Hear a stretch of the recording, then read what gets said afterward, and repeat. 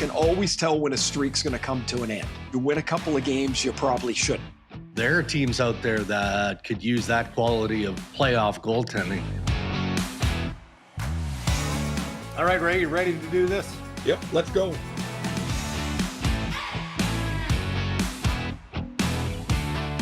Powered by Rep Media in partnership with TSN, it is season 7 of the Ray and Dregs Hockey Podcast, a Stanley Cup playoff edition presented by our title sponsor, Tim Hortons. The Tim's NHL Hockey Challenge is back for the Stanley Cup playoff edition, only in the Tim Hortons app. You play for free for the chance to win daily prizes for picking players who you think will score. Plus, there's a grand prize of $5,000. Canadians, try and keep a 7-day streak alive. If you do it, you win free coffee or tea for a week. All right, Ray, we are geared up and ready for Game 2 of the Stanley Cup Final, but inquiring minds need to know. I had DMs and emails sent directly to me asking, what does Ray Ferraro do on a day off in Raleigh? So let's get to the good stuff first. Yeah. Really? What do you think I do? Sleep. I get up, I slept a little bit, got up, had a good workout, nice breakfast, golf course. Played terribly.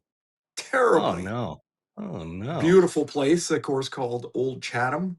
Just a gorgeous, gorgeous golf course that I would like another crack at, I would like to say. Okay. And, then had dinner, watched a little bit of the NBA, did a couple hours of prep, and that was it. Time for bed. So good day, though. The weather's nice. You know, it's always kind of nice to get out, isn't it? When the weather it is beautiful starts to turn a bit. Yeah. So I noticed you're on overdrive. Was it Wednesday or was it Tuesday? What day was it? Yesterday. Yeah, it's Thursday today. Yesterday. Yeah, Wednesday. Yeah. Was there any talk of O-Dog and his golf follies in the Kelowna area? I mentioned in the Okanagan? I mentioned that one of British Columbia's oldest top-notch courses is I've just found out is only 8 holes, and that's Gallagher's Canyon, and I thought it was an 18-hole track, but apparently it's 8. And mentioned. Did you sting him with that? Was he? Yes, he started as soon as I started to talk. He started. I could see he's like, oh, he knows I left after 8 holes. So he talked about, little slow, but also there was a sign there that said no darts on the course, and he was not happy. So, and did you enlighten him on why that is? I mean, Jeff O'Neill. Yes, I told him. Yeah. We're already in stage 2 water. We're in stage 2 water restrictions already. I mean, geez. Anyway, he's not a big smoker, but there are lots of people. We know this. Like, I used to have the odd cigar on a golf course. I don't do that anymore. I just don't like it. So I don't do it anymore, but I wasn't a smoker. And I think that that's how O-Dog is. Like, he has the odd dart in stressful situations, and maybe on occasion golf can be that for him, but not at Gallagher's Canyon. He also mentioned that they were playing at 6 a.m. Yeah. And he thought that was just the very best because although I forget it was Hayes or Noodles, one of them said that by 8 o'clock at night, he was like an old grandpa. He was falling asleep on this in between takes at the game because he was so tired. Yeah. Okay, well, I'm gonna have to go back and spool it up because I knew you'd bring it up, and I was interested in Jeff's response. So we'll look forward to that. Okay, a lot to get to here around the world of hockey, and obviously we're going to start with the Stanley Cup Final. And headlines brought to you by the Canadian Brew House. Hey, real fans know the move. You arrive early because happy hour at the Canadian Brew House runs Monday to Saturday, 2 to 6 p.m., starting at just $3.99. Skip the couch, hit the Canadian Brew House, your home for every puck drop, every goal, and every cheer. So 7 straight postseason wins for the Vegas Golden Knights, Ray. They haven't lost in, 24 days? You go back to May 10th to Anaheim. So if they win Game 2 tonight, the Golden Knights' odds of winning a second Stanley Cup championship in 9 years of NHL existence jumps to 50 5, right? And those numbers don't mean anything other than it just further solidifies. We're not disrespecting Carolina. Plenty of flowers coming the way of the Hurricanes. But the position numerically that the Golden Knights have put themselves in, again, I think of the term that you described last week, talking about Vegas being a machine, right? And sometimes even machines have to tackle adversity as they did in the opener of this series. But Dregs, it's not just the opener, man. I think it's really impressive. They have 3 or 4 times they have been in these playoffs backed up into a corner a little bit, and each time they've found the answer. Like in both of those first 2 series, it's 2-2. The fifth game's pivotal. One's at home, one's on the road. They end up winning both of those. Like the series can turn either one. Back in rounds 1 or 2. In round 3, they had 3 games that were hanging in the balance Yeah. with Colorado, and they won every big moment. In game 1 against Carolina, they're down 2-0. John Tortorella calls a timeout, and basically you can hear him. He's mic'd up, which I'm sure he just thrilled with. But anyway, he's mic'd up, and he's like, "There's lots of hockey left. We cannot throw the Yeah. puck east-west. Let's just be patient." And they slowly got their game. And once they got it, I thought they played pretty well. Now, it was a messy game. Like, Mhm. I don't think either team was too thrilled about the way that they played the game. But, obviously Vegas has the win. So that's the best, for them, that's the best. But there's an old Yogi Berra saying it gets late early. And um, if Carolina's already in a hole, right? Because they've lost the first game. The team that wins game 1 of the finals wins 76% of the time. So 3 out of 4 times, game 1 Yeah. is obviously very critical. But if they lose twice, the thought of them beating 4 out of 5 times to beat Vegas seems pretty daunting. So I think Right. tonight it's right next door to must win. It's Okay. obviously not must win, but it's right next door. I Yeah. think they're in grave danger if they don't win tonight. So take us a little bit deeper into that process here because I think back to game 3 versus Colorado, right? And Colorado jumps out to that 3-0 lead, and you're like, all right, we've got a series now. Colorado is not dead and buried. They're going to find a way, and this series is going to have some distance. Well, Vegas just storms back and finds a Right. way to win that game in an improbable fashion. And likewise, I suppose, in the opener of the Stanley Cup final. But have you ever been in a place as a player, like where does that intestinal fortitude, like just that no quit, both teams in the Stanley Cup final are no quit, right? We understand that. But where does it come from where you can pull yourself out of the muck in the fashion that Vegas did in game 3 of the Western Conference final and then again in game 1 here? I think most of it comes from belief, like from a confidence, but you don't have that confidence till you do it once or twice. We did it the year we went to the conference final, which is all I can talk about because that's as far as I got, was that we Yeah. lost the first game against Washington, and they beat us pretty good. And I think there was a thought that we were just happy to be in the playoffs at that time. It was kind of a Mm, surprise to make it. And then we won game 2, and we won in overtime in game 3. So that's 2 overtime games in a row. Pretty soon we think we can win all the time. yeah. And I think there's some of that to Vegas too. They just think they're going to win all the time because now they're, what is it, 24-1 Yeah. since Torts took over, right? So they are winning all the time. The other part to this too that kind of gets skimmed over, you can have whatever you have inside you, belief or trust in your teammate, but if you're not good enough, you're not good enough. Yeah. They're good. They're a very good team. So they have trust, they have belief, they have goaltending, and they are good. They're Mm, they're a good team. So I thought that the two things that were interesting to me was 4 of the 5 Vegas goals started below the Carolina goal line. And Mm-hmm. that's just work and grit, and you beat your guy in a one-on-one battle. That happens. Mm-hmm. And that happened 4 times, and it ended up in the net. So Carolina definitely has to clean that up. The second thing, as we talked before game 1, is Carolina's top line. They were ghosts again. They had Yeah. one great chance, 2 really, one on the power play. They were both by Jarvis. One on the power play, he didn't, hit his shot. And the second one was at 4-4. He's got a chance from Aho from about 20 feet. Tried to go top glove, and Hart beat him. Hart made the Yeah. save, and then the next Yeah. shift, Hurdle scored. So that in capsule is the turning point. Yeah, Big I play, agree. Vegas got it. Carolina didn't have it. Now, and look, both goalies I would expect will be better.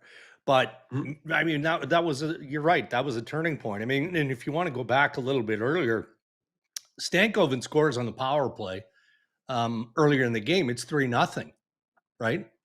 Carolina, and maybe that's too deep of a hole for the Golden Knights. So Well, that was save that, there, which I don't recall that chance. Was that the breakaway? Because yeah, that was a Stankoven had a breakaway. breakaway. Yeah, Yeah. yeah, the So breakaway.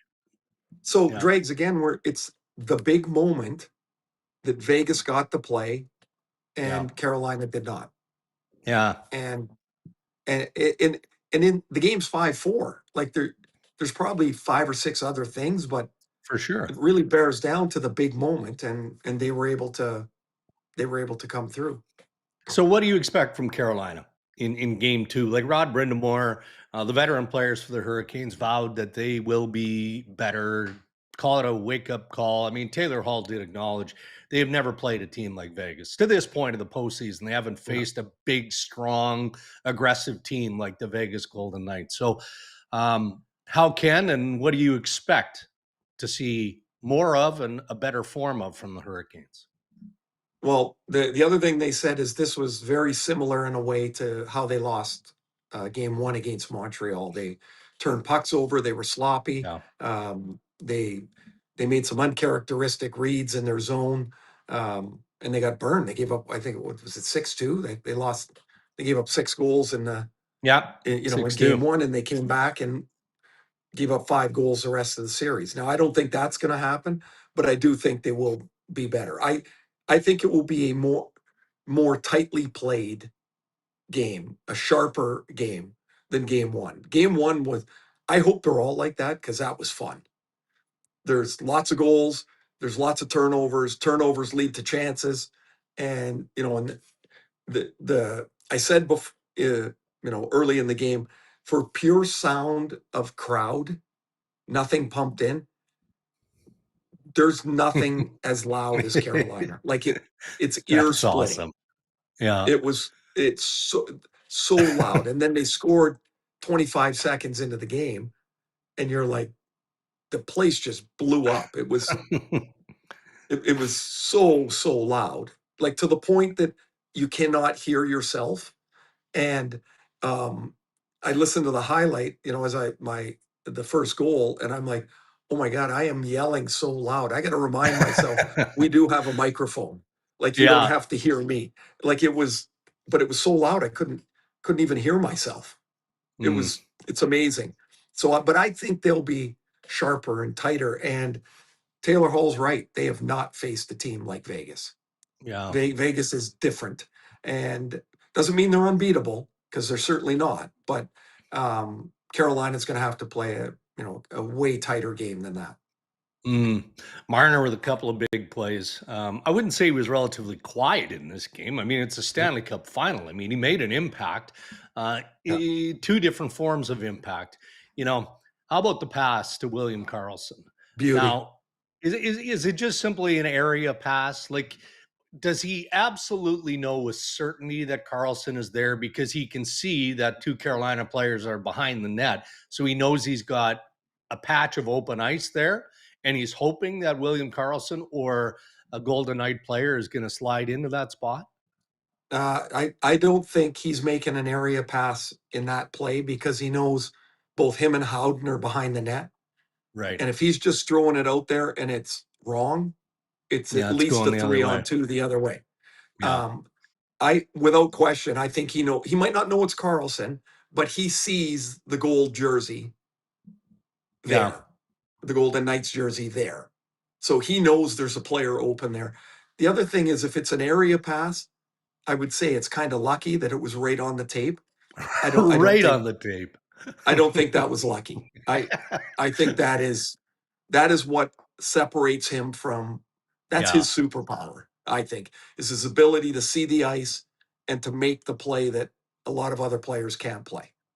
Yeah, and I thought you described his shot block at the end perfectly, in the sense that, all right, I mean, he's just, whether he wanted to block the shot or not, he's just putting himself in a position to either get hit or be a distraction or just do something. That's instinctual, right? But it hurt. Like, it hit him and he slid Yeah. across to keep that You puck can't away from the net. convince me. I've watched that block 10 times.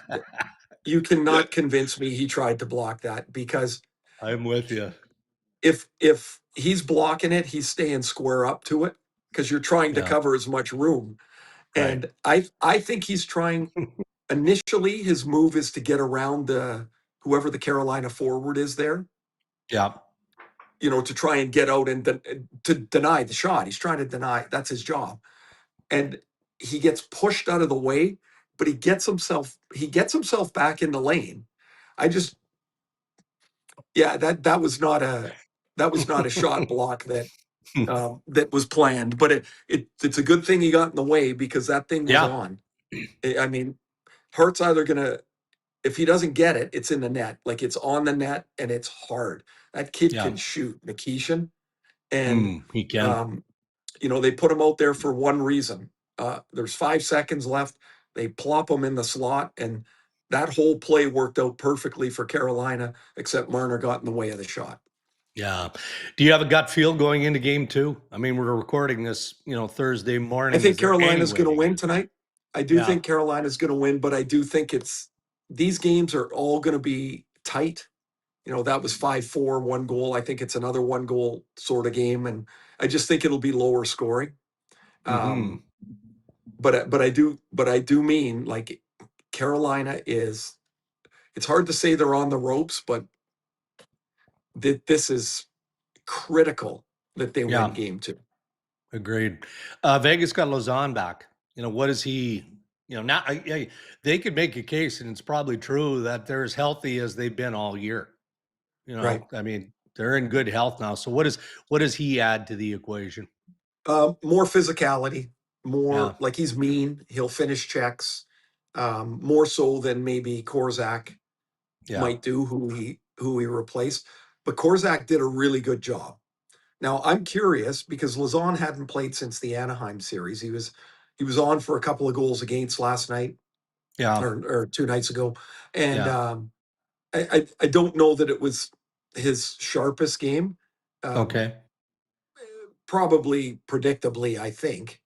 He hasn't played in a few weeks, and Carolina's super fast. So I would be surprised if he's not in again. But they've taken, earlier in the playoffs, they had Ben Hutton in. They won, and they took him out for the next game because they felt he didn't match Colorado's speed. Right. And so maybe that's kind of the same sort of look-see they'll give Lausanne. Excellent. All right. Well, good stuff. I'm looking forward to game 2. I think we all are. And I'm with you. It does have a bit of a Carolina feel, and there's no way of justifying that other than, just the instinct of the significance of the game, right? And if Vegas wins, well, then good luck if you're the Hurricanes. So we'll obviously check back early next week. We'll have a better handle on where the best of 7 is. So let's take you around the NHL again here. What's going on? You got a ding there on the phone, and now you got a bit of a smile. Wait a minute. Hang on. You got a bit of a smile on your face. Hang on. For 6 years, yeah, all we hear is ding, bzz, yeah, that's ding, true. bzz. Yeah. So stop it. I did get a funny text. It's none of your business because it's about you. And so, of course. Yeah. And so actually it might be from Frankie Corrado. And Okay. so Yeah. what the whole this is all around the golf thing. Yeah. So it did Yeah. make me laugh. I'll answer Is Frankie he in a moment. accusing me of ratting them out? Is that basically the I'm not accusation? saying I plead the Okay. fifth, Your Honor. Yeah. Ask him how his wife's vehicle is. He sent me a picture yesterday. There may Uh-oh. have been an incident. So if he wants to play that game, I can play that game too. I just do it more public than Frankie does. Okay. Sorry, Bit of co- I'll type him yeah. later because I think I should focus right here on Yeah, you that. should. Oh, And that's and look, definitely being brought up. all right, Ray. I heard you on Overdrive again. Geez, they're getting lots of name drops. Overdrive. Yeah, they are.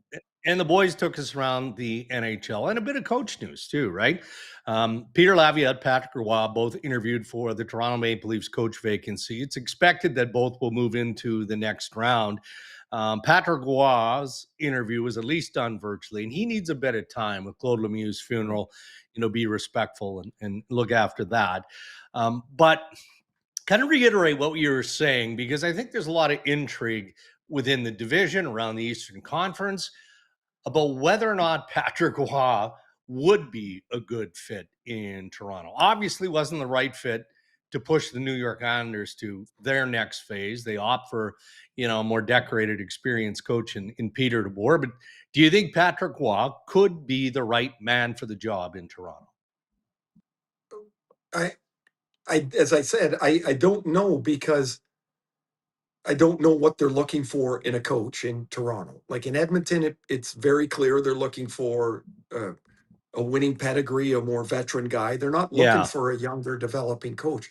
Toronto has not said that, nor do they have to say that. They don't got to tell us. They just No. have to go through their interviews and figure out what is the right guy for whatever their plan is. And Mm-hmm. they've not voiced that. So it's up to them to define that road. Patrick is he's a completely different person. From my interactions with him over a few years, like he's changed. He's more, I don't know, he's just calmer, more patient, sees a bigger picture, is not as maybe solely driven as he might have been in the past. So I think that makes him a better coach, Mm-hmm. more understanding of what the players all need as opposed to what a few players need. One thing that Mm-hmm. I thought would be interesting is, they've got the number one pick in the draft, and he just went through coaching the number one pick in the draft. And he gave space for Schneider or for Schaefer to make a mistake, to grow, to become a runaway Calder Trophy winner. Um, I I thought he did a really good job. I thought there were obvious holes in New York's lineup that the Yeah. coach can only coach around so far. So as far as getting to the next round, and so he and Laviolette, I would put in the same bucket, even though Peter's got a Stanley Cup, but I would put him in the same bucket because they're guys of the same age that have been Mm-hmm. around a long time. And then I'd have another bucket of guys that are different. Mm-hmm. And then that would probably, I wouldn't intersect those two until further down the road. Edmonton is clearly in wait mode. The Los Angeles Kings hoping to make a decision, I believe, at some point next week, maybe towards the end of next week. Do you think it's worth risking waiting for Bruce Cassidy? I know that LA, as an example, has done their due diligence on Peter Laviolette. Do you wait with zero guarantee that Vegas is going to let Cassidy off the map? They may not. They might just say, nah, division rival, forget it. We're not granting permission. Is it worth waiting until you have that declaration? Well, I think Bruce is a really great coach. The risk becomes if it isn't, like if that scenario plays out like you mentioned, then who? And so Yeah. if you're Edmonton, you must be, if you're waiting, you must be really comfortable with who option two is. Mm-hmm. Like really comfortable. Not, I wouldn't even call it a fallback position. It would be almost like 1B. Because if you don't get the guy that you're clearly angling for, Yeah. then you're in scramble mode. Because they've laid out what they want to do, and there's not a lot of guys that fit that criteria. Mm-hmm. Now, it doesn't mean it has to be that. Like maybe they get there and it's not Cassidy, and they go, "Oh my gosh, we want to go somewhere else." But it certainly is a little bit of a game of wait and see or chicken, Yeah. really, to that point of with the coaches. The coaches can't wait around either. There's No. only so many jobs available, and if they want to coach, somebody comes to them. They've got to decide: am I going to wait? Maybe Cassidy won't be available, or am I going to jump? Mm. It's Let's a tough game to play right now. It is. And let's wrap up headlines with this. Talk about waiting. You know, the Nashville Predators ownership obviously had Chris MacFarland of the Colorado Avalanche in their crosshairs probably throughout this process. Yeah, probably. And then look, this story was well speculated on. MacFarland was kind of loosely attached to that possibility of landing in Nashville, which he does. You know, he gets a mega deal, he gets more responsibility as president and all of that. But this kind of stuff doesn't often happen. Not where general managers, high level executives of really top contending teams like Colorado make a jump like Chris MacFarland has made to the Preds. Well, to have, to sit in the biggest of chairs is a rare opportunity. Mm-hmm. And I guess that would be the pull and the appeal. Joe Sakic, of course, has a large presence in Colorado, and so I would suspect they'd be in the market to replace the general manager. I don't think Joe's wants to do Not that long again. term. No. And so it is interesting, though, that Nashville talked to a couple of people and a couple of people twice. Like they were talking to other people, but when the MacFarland rumor popped up, it seemed to most of us that aren't insiders, that seemed out of left field. But Yeah. clearly around the bend, there'd been some general discussion. Like you don't put this deal together in 2 days, I don't think. No. And so that's it's a big move for him, but it's also a chance to build something that you're not going to build in Colorado. Like Colorado's built, Yeah. and your place is baked in there. Now you've got a chance to rethink and reimagine an entire organization in Nashville. Yeah. With lots of money, by the way. Not that Colorado doesn't, but Nashville has an owner that now has some pretty deep pockets. All right, those are your headlines. Thank you to the Canadian Brew House.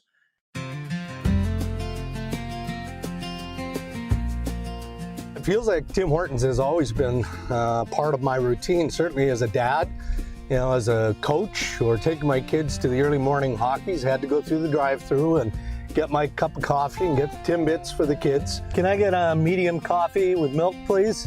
Then even driving into studio now at TSN. If I don't go through the drive-thru, get my medium coffee with milk, I feel like my routine has been interrupted. Here's your coffee. Thank you. Have a great day, guys. You too.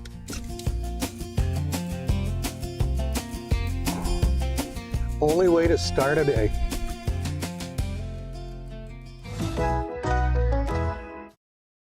And the Tim's Hockey Challenge gets more complicated as we drift into Game 2 of the Stanley Cup Final. And let's bring in Chris Sabunia to help us work through where we're at. And where we're at, Zuby, is in a real tight race because Ray Ferraro stepped on the gas in Game 1. And he waited in the chat for us to chime in, proud of our did. 1 for 3. Yes. Before when you guys typed in, I was 1 for 3. I was like, poof, 1 for 3. Ray comes Amateur. off the top rope with his 2 for 3. Wild Bill and who else did you have, Ray? I had Hurdle. Me. Yes. So Ray comes off the top with 2 out of 3. That gets him into a tie with Dregs. I had Carlson as well, so I got 1 to maintain the slimmest of leads. So I've got 10. Ray and Dregs each 9. Schauger's got his 1. He's very proud of that 1. And I was and waiting for the update. I was this is waiting gonna for that update. yeah. So this is going to be really exciting down the wire here, guys. I don't know. We'll see how close this Cup final is going to be. We're going to find out more on that tonight. But the Tim's Hockey Challenge is razor thin. It Yeah, is. I love it. I do notice they are not being very easy with the choices. The buckets get thin in a hurry. Mm-hmm. They left a lot of the big boys out of the challenge today, and Yeah. and By the I was way, yeah. What do you got? was there a deflection on Theodore got credit for the goal, correct? Yeah, it hit the Carolina. It hit Robinson in the leg. Okay, so it did not touch Colasar in front of the net. No, Okay. Did you have Colasar? I did of not. course he did. But Oh. no, I did not. But I didn't have Theodore either, but I was hoping one of you two guys did because You're right. the initial replays, I'm thinking, okay, there's going to be a change here. There's going to be a change. Can I tell you? You That's brought how up the game is. Colasar. Let me give you one thing about him. He plays 6 to 8 minutes a night. He's a rambunctious guy, and he Yeah. always stands at the end of the bench, so he's right beside me. He keeps a running commentary of the game as it's going on, and it's not. He's not necessarily chirping anybody. He's just Yeah. like, "Oh, good dump in, good chip, go chase it down. Oh, good play, Howie." And it just like the whole game, he's going. That's the whole awesome. time. And so sometimes I listen to him for a little bit. And they didn't like the offside, or they didn't like the icing that led to the 4-4 goal. Yeah. And as most players will, on both sides, the guys are now arguing with the linesmen, and they don't know the rule. And so, Of course like, not. everybody thinks it's a race to the dot, but it's Right. not. At the dot, they decide which player is going to get the puck first. Right. But so the guys are arguing, and so I lift my headset up. I'm like, "That's not the rule." They're like, "What?" I go, "No, never mind. I got to talk." And so, like, I was trying to help them out, but they don't know the rule. There was one time they switched the rule to tag up or not. Oh yeah. Yeah. And we were yelling at the linesman, "Offside, offside." And he turns around, he's like, "They changed the rule." And we were like, "Oh, we didn't know." All right. Like, well, sounds like Colasar is maybe planning for a succession plan for your job then down the line, Ray. It sounds maybe. Well, I think he's 27. In 8 years, he can have it. He can have that. Please take it. Yeah, it's the Coley and Dregs Hockey Podcast brought to you by. 8 years, your ass is gonna be parked at the Cabbage. Who are you kidding? Oh yeah, there's no doubt about that. All right, Zuby, is this your daily reminder or every other day reminder, game day reminder? Get your picks in. Is that what it is? If that's what we do, if we need it more than this, I'm happy still to send it in one more time. No, I'm going to do it as soon as we get done. But for everyone watching and listening, this is their reminder. They're not on the text chat, so. Perfect. All right, thanks, Thanks, guys. Zuby. All right, there's Chris Sabunia, the Tim's Hockey Challenge coming right down to the wire. So off to the morning skate. What's the day unfolding for you? Yeah, so Brindamore likes to talk in the morning. Yeah. Torts likes to talk at night. So we just follow their schedule. So go down there.